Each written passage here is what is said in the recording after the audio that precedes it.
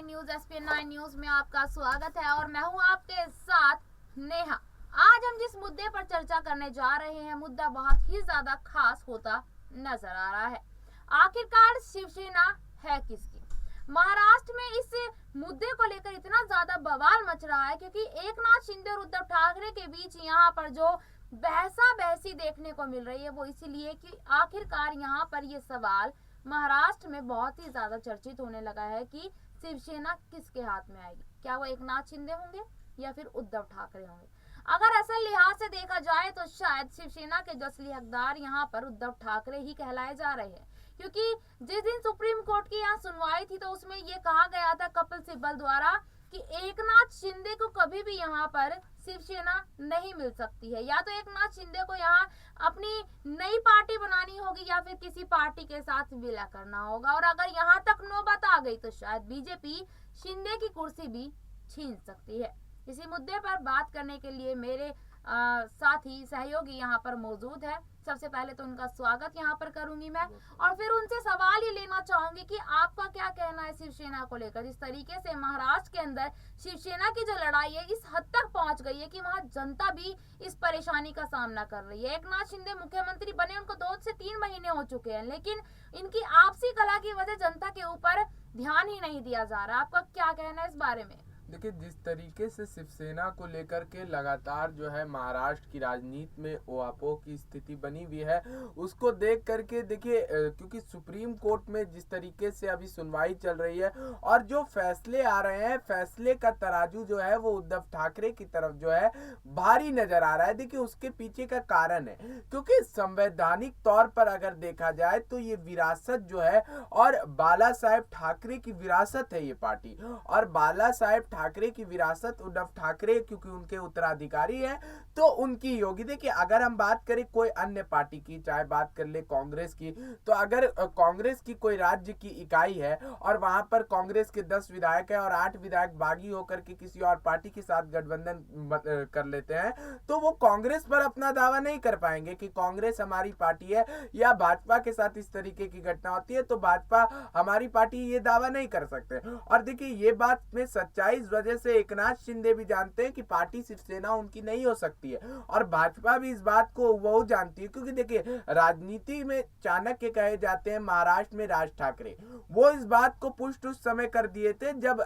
किसकी शिवसेना है तो इसको लेकर के जो है यहाँ पर चर्चाएं गर्म हो गई थी, क्योंकि मनसे प्रमुख जो है राज ठाकरे, उन्होंने कहा था कि जो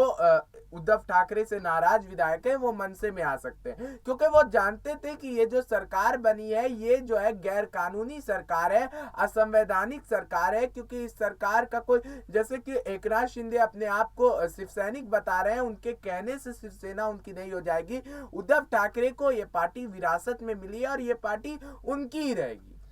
देखिए, बिल्कुल आपने सही बात है कि उनको विरासत में मिली, और संवैधानिक की अगर यहाँ बात की जाए तो संवैधानिक पद जो है वो उद्धव ठाकरे का। लेकिन एक चीज मैं आपसे यहाँ से पूछना चाहूंगी, जैसे कि देखिए मैं आपकी बात से सहमत बिल्कुल हूँ यहाँ पर, और जो बात एकदम वैलिड है वो आपने कही है, लेकिन यहाँ पर अगर ये देखा जाए कि विधायकों की अगर यहाँ बात आती है, लेकिन विधायकों का समर्थन तो पूर्ण तरीके से देखा जाए तो एकनाथ शिंदे के पास है, और अगर इसी लिहाज से देखा जाए तो उद्धव ठाकरे के पास तो यहाँ मुझे लगता है कि जितने विधायक एकनाथ शिंदे के पास है उससे बहुत ही कम है। तो फिर इस लिहाज से तो एकनाथ शिंदे की होनी चाहिए शिवसेना। देखिए विधायकों के, मैंने आपको बताया ना कि 2/3 बहुमत के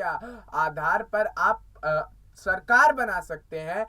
पार्टी का फैसला नहीं कर सकते हैं कि पार्टी किसकी है। और आप जो सरकार, उनको जो यहाँ पर आप समर्थन की बात कर रहे हैं, तो समर्थन किस तरीके से मिला है वो आप भी जानती है नेहा, कि किस तरीके से गुवाहाटी ले जा करके विधायकों को अय्याशियां करवा करके जो है उनके समर्थन को खरीदा गया है एक तरीके से। और अब देखिए कि एकनाथ शिंदे को उद्धव ठाकरे से दगा करने के लिए तो मुख्यमंत्री का तोहफा जो है वो भाजपा ने दे दिया है, लेकिन अभी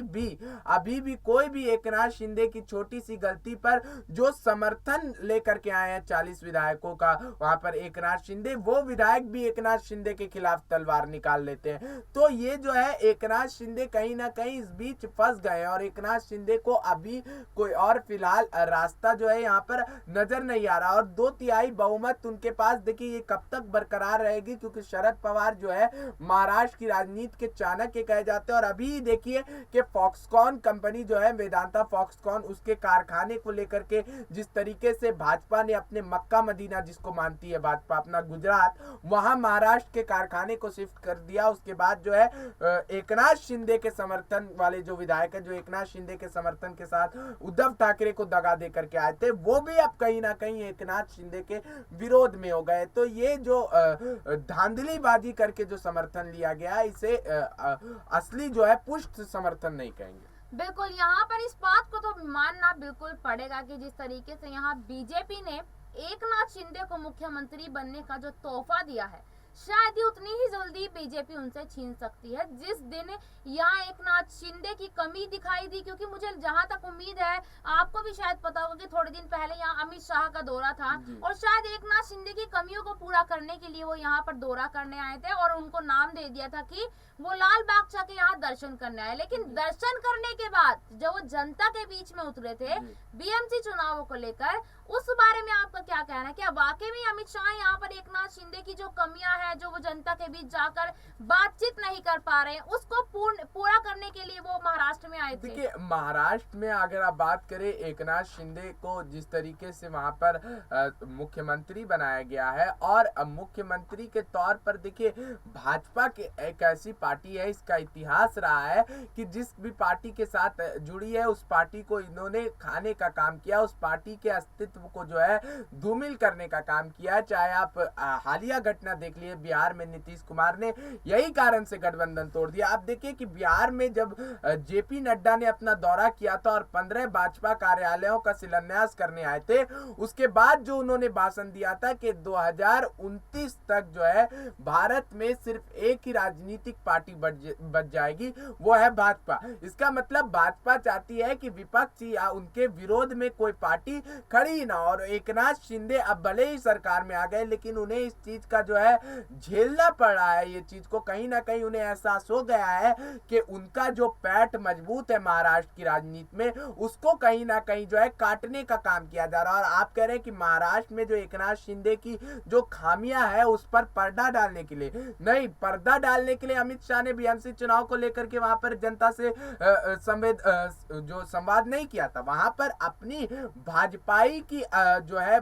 पैठ है, उनका जो ओरिजिनल पैठ है उसको मजबूत करने के लिए वहां पर अमित शाह जो है दौरा कर रहे थे। बिल्कुल, यहाँ पर यही देखा गया था कि अमित शाह यहाँ लगातार जनता के बीच में दौरा कर रहे थे। और देखिए, वाकई में ये देखना बहुत ही ज्यादा दिलचस्प होने वाला है कि आखिरकार शिवसेना किसकी होगी महाराष्ट्र में। और शायद जिस दिन यहाँ इस सुप्रीम कोर्ट इस चीज का फैसला सुनाएगी कि आखिरकार शिवसेना है किसकी, उस दिन शायद यहाँ एकनाथ शिंदे के ऊपर दुखों का पहाड़ भी टूट सकता है। बहुत बहुत धन्यवाद सहजेब, आपने हमारे सारे सवालों का यहाँ पर जवाब दिया। और आज के लिए इतना ही, फिर मिलेंगे आपसे अपनी अगली रिपोर्ट में। तब तक के लिए देखते रहिएगा SPN9 न्यूज। धन्यवाद।